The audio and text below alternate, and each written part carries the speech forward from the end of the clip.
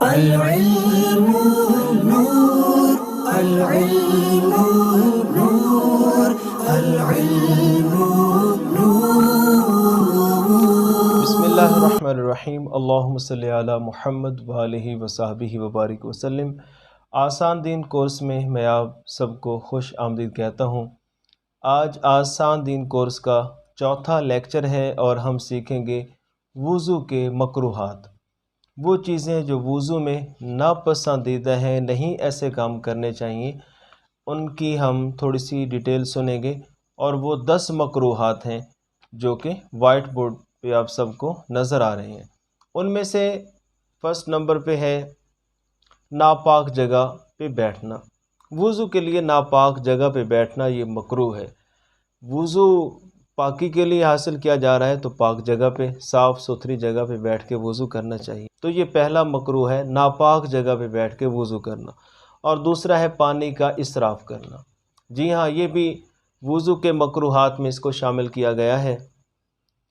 بعض لوگ پانی بہت زیادہ بہاتے ہیں، اسراف کرتے ہیں، ان کو پتہ بھی نہیں ہوتا، اور اگر کہا جائے تو کہتے ہیں بہت سارا پانی کھڑا ہے، ابھی کیا ہو گیا ہے؟ تو یوں جو ہے پانی کو ضائع کرتے ہیں، پانی کا اسراف کرتے ہیں، تو یہ جو ہے مکروہ ہے۔ اتنا پانی استعمال کیا جائے کہ اعضاء دھل جائیں۔ دنیاوی گفتگو کرنا، بہتر تو یہ تھا کہ وضو کرتے ہوئے ہم کلمہ شریف پڑھتے، ہر عضو کی دعا پڑھتے۔ تو یہاں جو دنیاوی باتیں شروع ہو گئی ہیں تو یہ وضو کے مکروہات میں اس کو شامل کیا گیا۔ منہ پر پانی کو مارنا، بعض لوگ پانی لیتے ہیں اور یوں زور کے ساتھ منہ پہ پانی مارتے ہیں، تو زور کے ساتھ جو ہے پانی منہ پہ نہیں مارنا چاہیے، یہ وضو کے مکروہات میں ہے۔ پانی آپ لیں اس طرح دونوں ہاتھوں میں اور یوں اس طرح گرائیں، اپنے ماتھے پہ گرائیں اور پھر باقی چہرے کو مل لیں، پھر پانی لیں، پھر گرائیں اور پھر یوں چہرے پہ مل لیں۔ تو اس طرح جو ہے کرنے سے وضو کی سنت بھی ادا ہوگی اور فرض بھی اچھی طرح ادا ہوگا، اور جو وضو کا مکروہ ہے اس سے ہم بچ پائیں گے۔ بعض دفعہ دیکھا گیا ہے وضو کرتے ہوئے لوگ اتنا زور سے پانی مارتے ہیں کہ ساتھ بیٹھے ہوئے لوگوں پر بھی اس کے چھینٹے جا کے پڑتے ہیں، تو یہ جو ہے وضو کے مکروہات میں شامل ہے۔ اس کے بعد جو ہے گلے کا مسح کرنا، یہ گلا ہے اور اس کا مسح کرنا، بعض لوگ یہ گردن کا مسح کرنے کے بعد یوں گلے کا بھی مسح کرتے ہیں، تو یہ گلے کا مسح جو ہے یہ مکروہات میں شامل ہے۔ چہرہ دھونا فرض ہے، 3 دفعہ دھونا سنت ہے، گردن کا مسح مستحب ہے، کانوں کا، سر کا یہ سنت ہے۔ گلے کا مسح جو ہے یہ مکروہات میں شامل ہے، گلے کا مسح نہیں کرنا چاہیے۔ اس کے بعد جو چھٹا مکروہ ہے وہ ہے خانہ کعبہ کی طرف، جس طرف ہم رخ کر کے نماز پڑھتے ہیں اس طرف کلی کا پانی گرانا۔ بعض اوقات وضو خانہ اس ڈیزائن کا ہوتا ہے کہ قبلہ رخ ہم بیٹھ کے وضو کر رہے ہوتے ہیں، جس طرح میں سامنے کھڑا ہوں تو یوں سمجھیں یہ سامنے قبلہ ہے، تو اگر ہم نے وہ کلی کا پانی ہے اس کو گرانا ہے تو یوں گرائیں گے یا اس طرف گرائیں گے، سیدھا سامنے قبلہ رخ نہیں گرائیں گے، یہ وضو کے مکروہات میں شامل ہے۔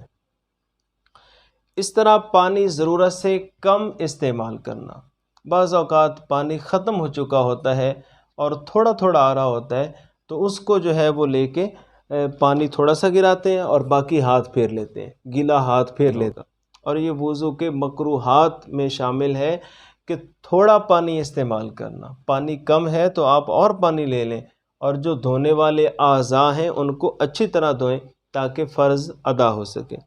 اس کے بعد ہے ایک ہاتھ کے ساتھ منہ دھونا۔ اگر آپ کسی برتن کے ساتھ وضو کر رہے ہیں، لوٹے کے ساتھ وضو کر رہے ہیں، تو ایک ہاتھ کے ساتھ پانی ڈال رہے ہیں اور دوسرے ہاتھ کے ساتھ اپنا منہ دھو رہے ہیں، تو ایک ہاتھ سے منہ دھونے سے منع کیا گیا ہے، ناپسندیدہ عمل ہے۔ دونوں ہاتھوں کے ساتھ اپنے چہرے کو دھونا چاہیے۔ اور 9ویں نمبر پہ ہے الٹے ہاتھ کے ساتھ کلی کرنا۔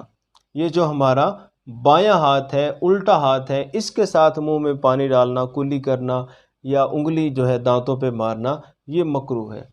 اور اسی طرح سیدھے ہاتھ سے ناک کو صاف کرنا، یعنی الٹے ہاتھ سے ناک میں پانی ڈالنا اور یہ شہادت کی انگلی جو ہے یہ ناک میں ڈالنا، یہ بھی وضو کے مکروہات میں شامل ہے۔